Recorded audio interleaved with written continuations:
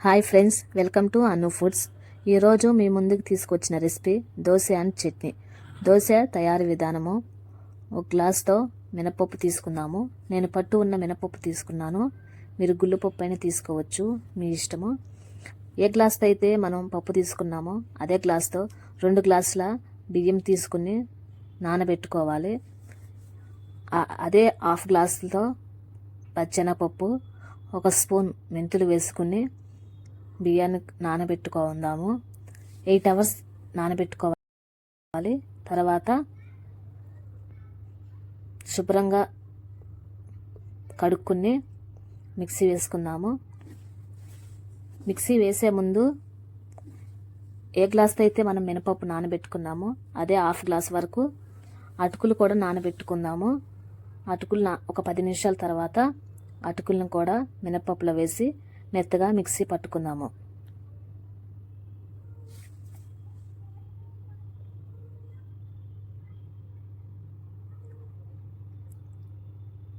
ఇప్పుడు మొత్తము ఒకసారి గరిటతో కలుపుకుని మూత పెట్టుకుందాము. నైట్ వేసిన పిండి ఉదయాన్నే పిండి చాలా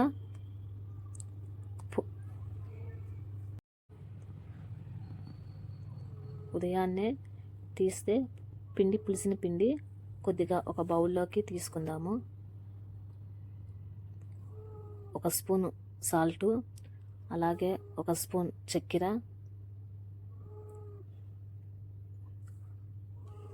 1 గ్లాస్ వాటర్ పోసుకుని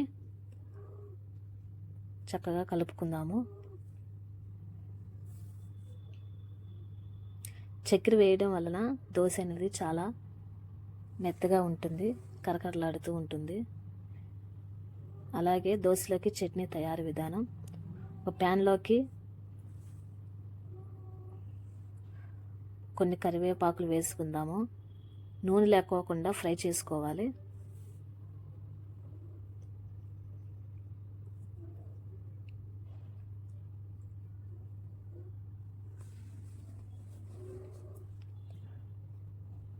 ఇప్పుడు ఒక బౌల్లోకి కాసిన వాటర్ పోసుకుని 7 లేదా 8 పచ్చిమిరకాయలు ఉడకబెట్టుకోవాలి నీళ్ళల్లో వేసి.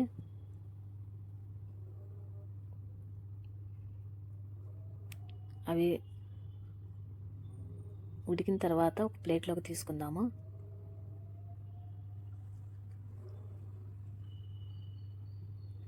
ఇప్పుడు 1/2 కప్పు వరకు వేపిన పల్లీలు తీసుకుందాము.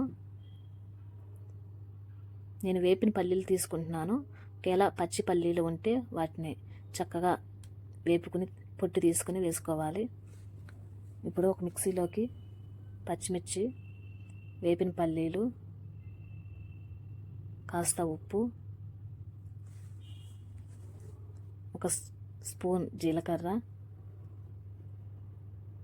కొన్ని వాటర్ పోసుకుని మిక్సీ వేసుకుందాము. స్టవ్ మీద ప్యాన్ పెట్టుకుని ఆయిల్ వేడెక్కినాక పోపు దినుసులు, కొద్దిగా కరివేపాకు, ఎండుమిరపకాయలు వేసుకుందాము.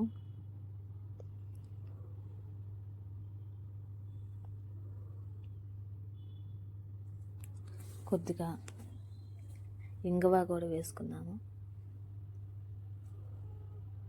స్టవ్ ఆఫ్ చేసి మనం మిక్సీ పట్టుకున్న చట్నీలో వేసుకుందాము. అంతే, చట్నీ రెడీ అయిపోయింది. చింతపండు చిన్నులపై వేయకుండా ఇలా ఒకసారి ఇలా ట్రై చేయండి, చాలా బాగుంటుంది. ట్రై చేసి కామెంట్ చేయండి ఎలా ఉందో. ఇప్పుడు స్టవ్ మీద ప్యాన్ పెట్టుకుని దోశ పిండి వేసుకుందాము.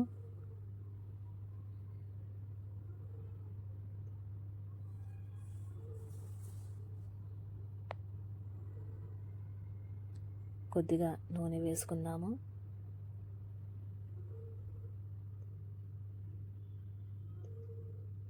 దోశ పైన కాస్త కారం చల్లుకుందాము.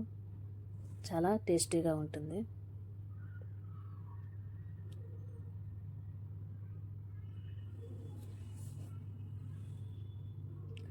అంతే, దోశ రెడీ అయిపోయింది.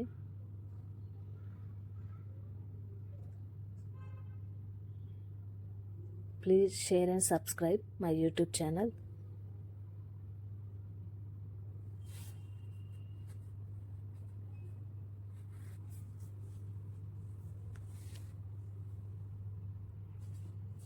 కరకరలాడే దోశ చాలా టేస్ట్గా ఉంది. మీరు కూడా ఒకసారి ట్రై చేసి కామెంట్ చేయండి.